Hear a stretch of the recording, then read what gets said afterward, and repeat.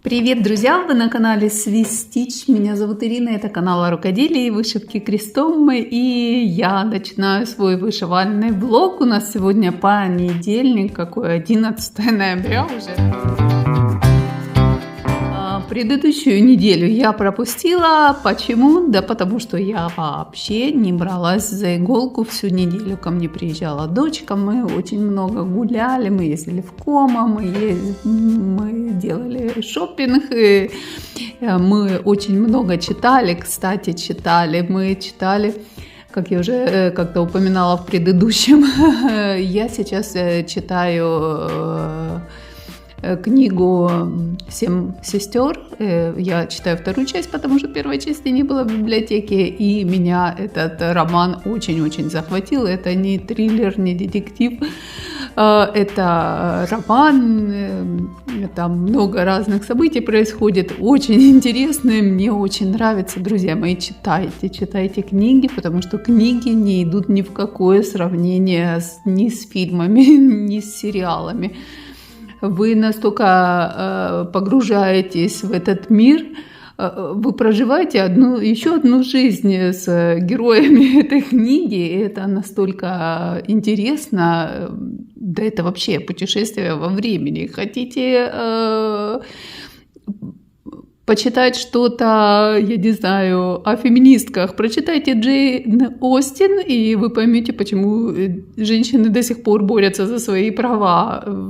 Вам нравятся 20-е, возьмите Хемингуэя, Фицджеральда, и вот вы уже танцуете Чарльстон и пьете запрещенные виски.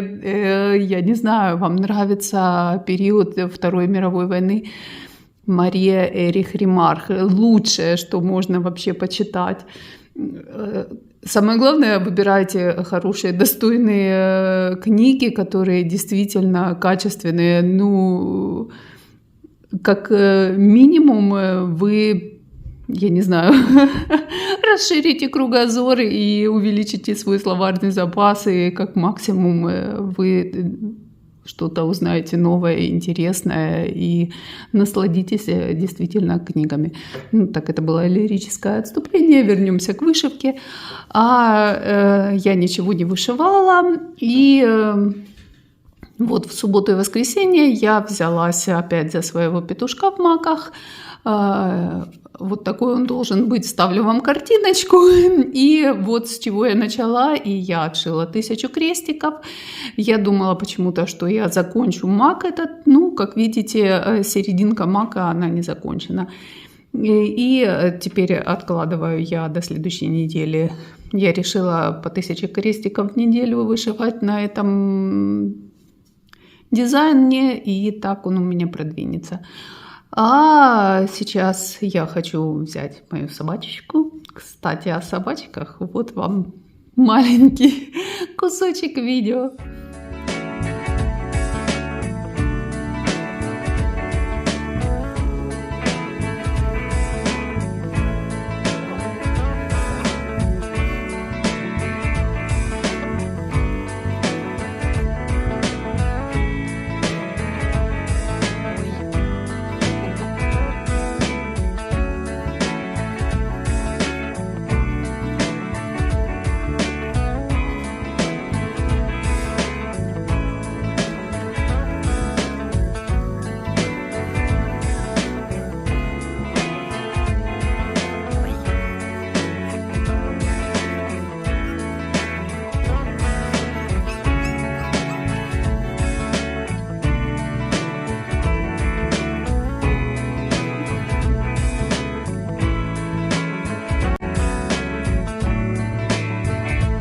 Вот решила с вами поделиться, как мы уютненько здесь сидим, вышиваем под пуховыми одеялами. И так нам тут хорошо и замечательно. Правда, Пончик?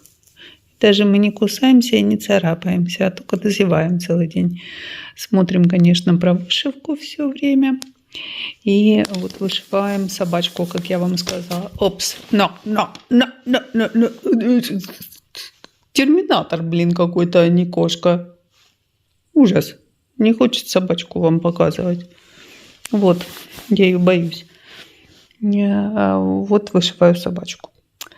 И внизу белое, здесь вверху голубое, и я вышиваю ниточку белым, ниточку голубым, ниточку белым, ниточку голубым. Но от этого веселее оно как-то не становится, все равно нудноватенько так себе.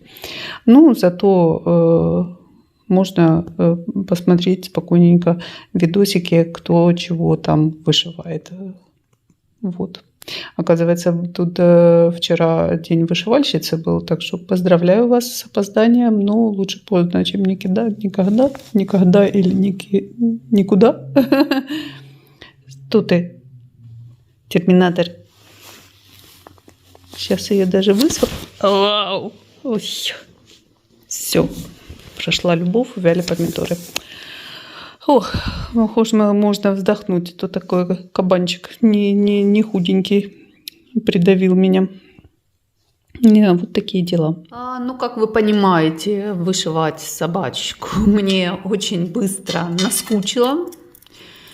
И что же я тут, немножко там, немножко сям. Вставлю картинку, что там было. И вышивая эту собачку, я посмотрела видео Cross Stitch with Люда. И она показывала там кучу процессов, которые она подначинала, и там такие серьезные большие работы, и она спокойненько себе вышивает, не торопясь.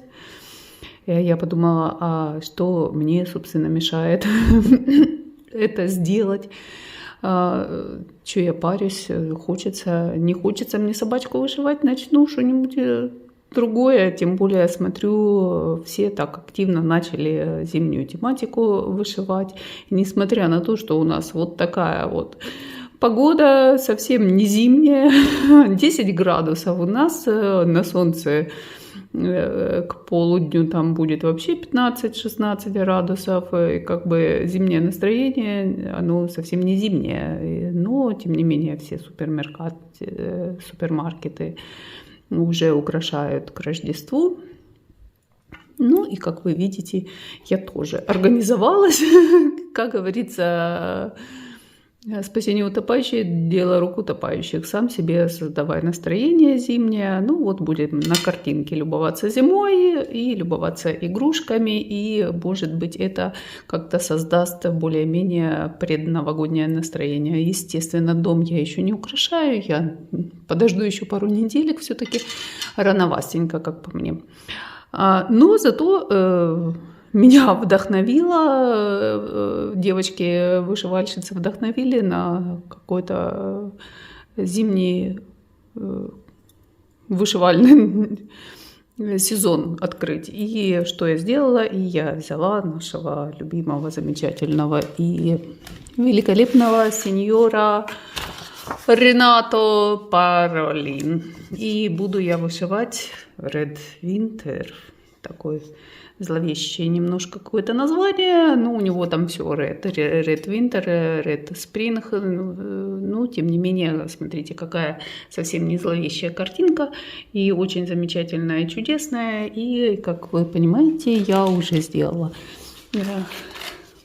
парочку стежков, ну, не парочку, а вот столько, и вот видите, здесь уже у меня появились веточки. И дальше у меня будут ягодки. И, как вы понимаете, все это просто, легко и быстро. Здесь всего в наличии 6 цветов. В этой, ну, посмотрите, как можно из 6 цветов сделать такую красоту замечательную. Организовала я очень просто, незатейливо. Вот в такой коробочке. Все у меня сюда вместилось. И буду я вышивать. Несмотря на то, что у меня, казалось бы, все есть, оказалось, у меня одной нитки что-то я найти не могу. Должна она быть, но надо поискать, может, где-то там в начатых процессах лежит у меня эта нитка. Ну и это еще не все. И кроме этого я хочу, кроме Рената Паролин, я хочу взять... И начать вторую игрушечку. Ой, сейчас покажу. вторую игрушку Dimensions Gold Collection. И я вот смотрела, выбирала и не знала, что же мне такого красивого выбрать. Они все великолепные, они все красивые. Эту игрушку я прошлой зимой вышила. Смотрите, какой классный. Кстати, про сеньоров. Сейчас я вам расскажу одну штуку, такую очень интересную. Как я вам говорила, я читаю вот эту книжку Люсинда Рилли «7 сестер». И я читаю вторую книжку, она называется «Элли в шторм», что-то типа такого, я не знаю, как оно переводится в русском этом самом издании. Ну, не об этом речь. Здесь идет речь о одной девушке, которая из Норвегии, и там есть такое, женщина называют фрокен. И я тут вспомнила, помните Карсона, и там эта домоуправительница Фрокенбок была. Я все время думала, Фрокен это имя, ну, либо фамилия Фрокенбок, ее либо Бог зовут, либо Фрокен. Но нет, это, оказывается, сеньорина, мадмуазель, ну, как обращение либо к юной девушке, либо к незамужней женщине. Фрокен, и вы представляете, для меня открытие Божие, век живи, век учись. Я даже представления не имела, что Фрокен это, читая книжки, открываешь для себя неизведанное. Вот здесь написано. Сеньорина по-норвежски. Фрокен Якобсен. Вот тут звали учительницу этой героини Фрокен. Представляете? Вот такие дела. А вернемся к моим сеньорам. Здесь я вышила эту игрушечку, и вот она здесь последняя как раз. И я выбирала, что же мне вышить. Сначала мне хотелось вышить вот эти, которые поют песенки, собачка им подпевает. Здесь, смотрите, какое здесь красивое небо. Я не певец абсолютно. Начинаю много говорить, начинаю кашлять сразу. Вообще, елочки здесь, смотрите, церковь. Наша церковь, кстати, на ремонте и не долбят теперь каждые полчаса, что, с одной стороны, очень даже радует. Ну и вот это магазин игрушек, он тоже прикольный, классный. Прям я растерялась, не знаю я, что начать, все мне хочется, и где на все время взять, потому как они достаточно такие, ну, времязатратные, эти игрушечки, несмотря на все. Посмотрю, что я вышиваю по саге. Сагу в интернете нашла, не знаю. Не, вот это вышивала, там ошибок не было, все как по маслу пошло. Следующее, наверное, там как-то задом наперед они расположены. Следующее, наверное, вот это будет. Но я, наверное, вот этих буду вышивать, потому что мне здесь все нравится. Мне нравится здесь фонарик горит, здесь свет в этом самом, в церкви горит, поют песенки, елочка украшенная. Сзади здесь елочки, ну здесь елочки на каждой это картинки, это понятно. Ну вот либо эти, либо игрушки. Ой, ну, короче говоря, оставайтесь со мной, и вы узнаете, что я начала. Пошла я вышивать. Записываю я видео, сидя вот в этом кресле, вот в этом столике. Ну, сейчас мое рабочее место занято. И мне придется сидеть на табуреточке, чтобы записать кусочек видео. Что не делаешь ради любимых питомцев. Питомец, дрыхнешь? Не хотела сгонять кошку, потому что коротенький сейчас кусочек запишу. Просто хотела показать вам то, что я навышивала за вчерашний вечер на мои игрушечки от Dimensions. Вот смотрите, я почти весь домик вышила, как это оказалось, не странно. Здесь что-то там 500 с чем-то крестиков. Ну, домик. домик, двери здесь будут, вот здесь окошки будут, а вот здесь певцы. А, я ж не сказала, какой же я все-таки выбрала сюжет. Ой, извиняйте, у вас качаю. Выбрала я сюжет вот этот. И, как видите, я уже почти весь домик, вот это, ну, серенькое, все, что было сереньким, я отшила. Останется здесь мне колокольня, и тык-тык-тык, и будет готово. Как-то так, знаете, с удовольствием, быстро и легко. Ну, канва, она, конечно, радует, несмотря на то, что многие девочки, говорят, не любят на 18-й канве вышивать. Мне нравится. Светлые дырочки видно отлично. И взял ниточку и вышиваешь. Я смотрю какой-то странный сериал под это. Не знаю даже, что сказать, поэтому сервент на английском прислуга, ну типа что-то такого, типа какой-то хоррор, ужас, не ужас, ну в общем. Первый сезон посмотрела, ничего не поняла, думаю, ну ладно, посмотрю второй сезон, может что-то разъяснится. Ну там посмотрела, там оказывается еще и третий сезон, но если во втором сезоне все не разъяснится, то брошу, не буду смотреть, потому что очень странный, какой-то мрачный, какой-то темный, все, короче. Смотрю и сама себе задаю вопрос, нафига ты это смотришь? Ну, так, ладно.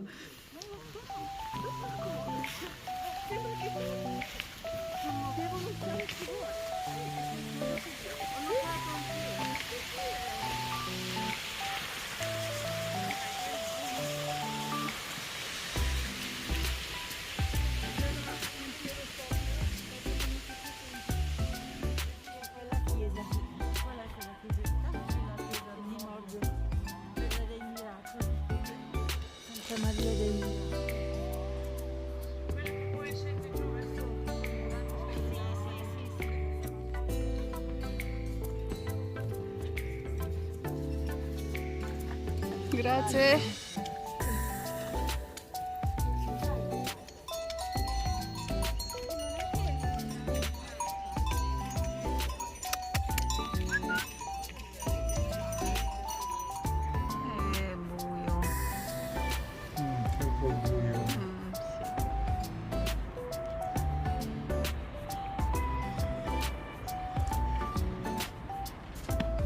Ну что ж, друзья, это, пожалуй, последнее включение на этой неделе и последнее открытие, которое я сделала в этой волшебной просто книге. Либо я такая невежественная, либо действительно книга такая умная.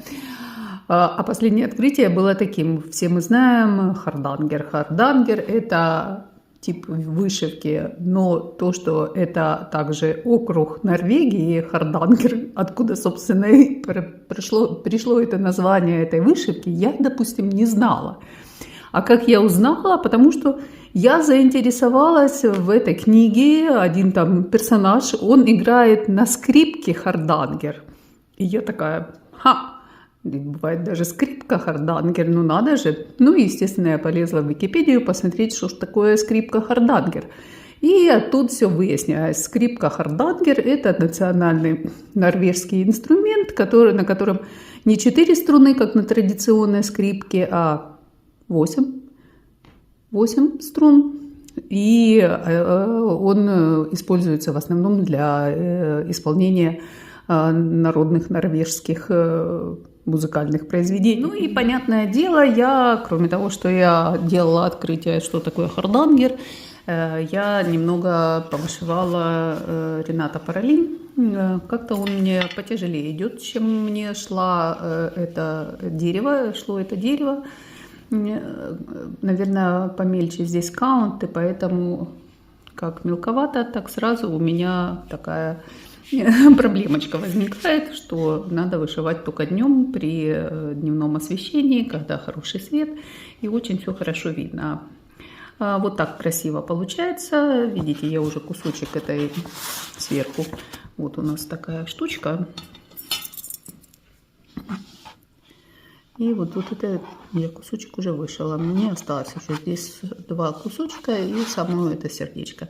Что из этого делать, я понятия не имею. Если есть идейки, как его оформить, во что его оформить, А в рамочку что-то мне как-то не то. Не очень мне хочется в рамочку, но тем не менее. О, боже, пойте! Так, на сцену выходит моя кошка. Она требует внимания.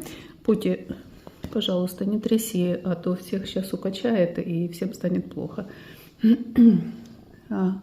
Так вот, что я хочу сказать, что получается очень красиво, но, боюсь, мне ниточек не хватит, потому как они что-то очень сильно быстро заканчиваются. У меня по бобинке было, и я смотрю, уже так они хорошенечко зелененькие вот эти вот уходят. Ну, красненькие не так, конечно, но зелененькие, да, и, наверное, придется докупать. Вот, ну, зато какая красота получается. Так что, придумайте, что из этого смастерить, соорудить, я не знаю. Ой. Поближе прогнала кошку, поближе посмотрим, какие тут красивые веточки, ягодки. Все просто, ну, как говорится, все гениальное просто. И красота такая необыкновенная. Так, что еще было? На этой неделе у нас, собственно, даже не на этой неделе, а на прошедших выходных и в понедельник у нас, как и, наверное, во всей Европе, проходил праздник Сан-Мартино. Ну, у нас Сан-Мартино называется, там во Франции на французский манер, ну, одно и то же. Это когда проводятся ярмарки, где показывают, продают, покупают коров, лошадей, свиней и всякую такую утварь. И празднуют окончание сбора урожая и начало зимы, по всей видимости. Я тоже побывала в очередной раз, каждый год там проводится это все. Ну, сейчас это уже не то, что было раньше, когда действительно на этот ярмарок привозили скотину, продавали, покупали. Сейчас скотину там не покупают и не продают, там делают типа зоопарка для малышей, которые ходят, смотрят и могут погладить этих лошадок, коров и коз и овец. А продают трактора и просто продают тут барахло всякое, как обычно на всех этих базарчиках. И в основном, конечно, пьют. Пьют, едят и опять пьют, и пьют, и пьют. Так что пятница, суббота, воскресенье, 4 дня праздновали тут, праздновали, танцевали, пели, пили. Вставлю вам маленький кусочек, там, что я наснимала, если кому интересно, посмотрите. А я с вами прощаюсь, я надеюсь, вам было интересно смотреть это видео. Пишите обязательно комментарии, придумайте, во что мне оформить этот дизайн, потому как мне его очень хочется вышить, но куда его пристроить, я не знаю.